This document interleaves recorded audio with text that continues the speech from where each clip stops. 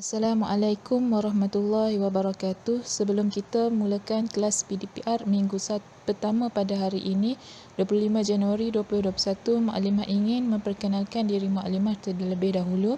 Mukadimah ialah Mukadimah Anis yang akan mengajar subjek adab dan akhlak Islamiah tahun 6 MUAS.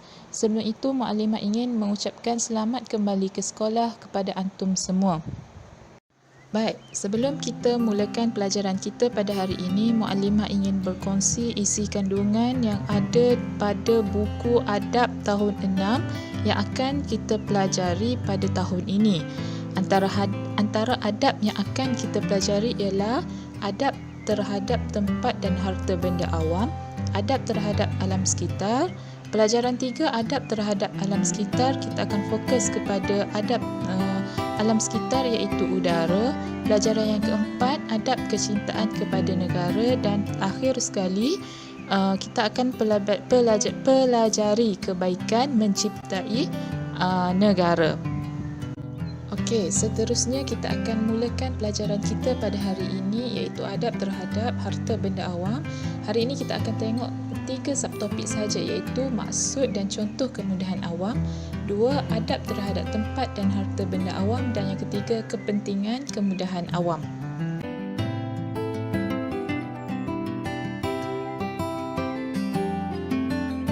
Okey, bagi siapa yang ada buku teks, kamu boleh lihat muka surat 8, maksud kemudahan awam. Apa yang dimaksudkan dengan kemudahan awam ni? Okey, kemudahan awam ialah keselesaan yang disediakan untuk digunakan bersama-sama. Kita juga mesti menjaga kemudahan awam seperti kita menjaga harta kita sendiri. Okey, Allah mengetahui apa yang kita lakukan. Okey. Allah berfirman dalam Al-Quran, wabtaghi fima ataqallahu ad-daral akhirah wa la tansa nasibaka minad dunya wa ahsin kama ahsanallahu ilaik wa la tabghil fasada fil ard innallaha la yuhibbul mufsidin. Maksudnya, dan berbuat baiklah kepada hamba-hamba Allah sebagaimana Allah berbuat baik kepada kamu dengan pemberian nikmat yang melimpah-limpah, dan janganlah kamu melakukan kerosakan di bumi. Sesungguhnya Allah tidak suka kepada orang yang melakukan kerosakan. Baik, kita akan lihat seterusnya adab terhadap tempat dan harta benda awam.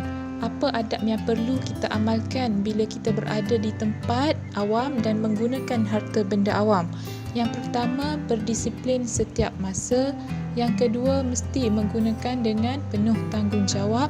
Dan yang tiga, mengelakkan pembaziran air dan elektrik. Yang keempat, tidak menconteng mana-mana tempat. Dan yang terakhir sekali, adab yang perlu kita amalkan ialah kita tidak menyalahgunakan kemudahan awam yang disediakan. Baik, subtopik kedua terakhir hari ini kita akan lihat kepentingan kemudahan awam. Ini contoh yang ada dalam buku teks. Kamu boleh tengok muka surat 9 buku teks, ada 7 contoh kemudahan awam. Mukadimah hanya letak 4 di sini. Salah satunya kepentingan kemudahan awam terhadap masyarakat ialah dapat menjalinkan semangat perpaduan antara masyarakat sekitar. Yang kedua, dapat menjimatkan perbelanjaan. Dan yang ketiga, dapat membantu ketika berlaku kecemasan. Dan akhir sekali, kepentingan kemudahan awam ialah dapat memupuk sikap semangat toleransi antara masyarakat itu sendiri. Okey, kita boleh lihat kat sinilah, ni antara contoh-contoh kepentingan kemudahan awam kepada kita. Dan yang terakhir sekali, ini adalah contoh kemudahan awam yang terdapat di negara kita. 1. Pondok telefon, 2. Stesen kereta api, ketiga stesen bas, dan yang keempat surau. Okey, banyak lagi sebenarnya kemudahan awam yang disediakan. Yang perlu kita jaga seperti kita jaga harta benda kita sendiri. Okey. Okey, akhir kata untuk kelas PDPR kita hari ini ialah kita perlu bertanggungjawab menjaga harta benda awam dan juga tempat awam yang telah disediakan kepada kita.